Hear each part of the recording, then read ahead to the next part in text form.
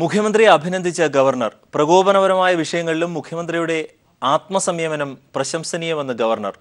ഇടുക്കി വിഷയത്തിൽ കഴിഞ്ഞ 2 ദിവസം നിയമസഭയിൽ കണ്ടതും അതാണ്. മറ്റ് ജനപ്രതിനിധികളോട് ലളിതവും കൃത്യവുമായാണ് മുഖ്യമന്ത്രി മറുപടി പറയുന്നത് എന്നും ഗവർണർ. എം.ആർ. സജേഷ് വിവരങ്ങൾ നൽകും. സജേഷ്, എന്തൊക്കെയാണ് അദ്ദേഹം പറഞ്ഞത്? അരുൺ, നിയമസഭയിലെ കഴിഞ്ഞ ദിവസങ്ങളിലെ മുഖ്യമന്ത്രിയുടെ ഇടപെടൽ ചൂണ്ടിക്കാട്ടിയാണ് ഗവർണർ ജസ്റ്റിസ് പി സദാശിവത്തിന്റെ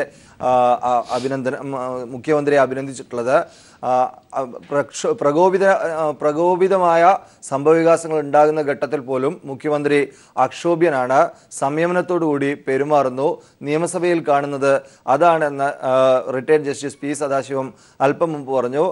കേരളത്തിന്റെ ആദ്യത്തെ മന്ത്രിസഭയുടെ വജ്രജൂബിലി ആഘോഷങ്ങളുടെ സമാപനം ഉദ്ഘാടനം ചെയ്യുകയായിരുന്നു ഗവർണർ. അതോടൊപ്പം തന്നെ ജനപ്രതിനിധികളോട് കൃത്യവും ലളിതവുമായി മറുപടി പറയാൻ മുഖ്യമന്ത്രിക്ക് കഴിയുന്നുണ്ട്. നിയമസഭയിൽ ഞാൻ കാണുന്നത് അതാണ്.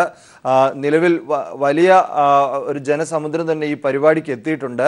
നേരത്തെയും ഇതേപോലുള്ള പരിപാടികൾക്ക് നിശാഗന്ധി ഓഡിറ്റോറിയത്തിൽ തിരുവനന്തപുരത്ത് ഞാൻ വന്നിട്ടുണ്ട്. എന്നാൽ ഈ വലിയ ജനക്കൂട്ടം മുഖ്യമന്ത്രിയുടെ സാന്നിധ്യം കൊണ്ടാണ് ഈ വലിയ ജനക്കൂട്ടം ഇവിടെ ഉണ്ടായിട്ടുള്ളതെന്നാണ് ഗവർണർ പി സദാശിവം ഇപ്പോൾ മുഖ്യമന്ത്രിയെ അഭിനന്ദിച്ചുകൊണ്ട് പറഞ്ഞത്. നിയമസഭയിലെ പ്രവർത്തനങ്ങൾ ചൂണ്ടിക്കാട്ടിയായിരുന്നു അഭിനന്ദനം. അതോടൊപ്പം തന്നെ കേരള മോഡൽ വികസനങ്ങളെയും ഗവർണർ അഭിനന്ദിച്ചു. ഈ കേരളത്തിന്റെ വികസനത്തിനും പുരോഗതിക്കും സാമൂഹ്യ പുരോഗതിക്കും അടിസ്ഥാനമിട്ടത് ആദ്യത്തെ EMS മന്ത്രിസഭയാണെന്നും ഗവർണർ പറഞ്ഞു.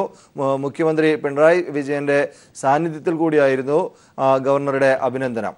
അരുൺ, എം.ആർ. സജേഷ് വിവരങ്ങൾ നൽകിയത്.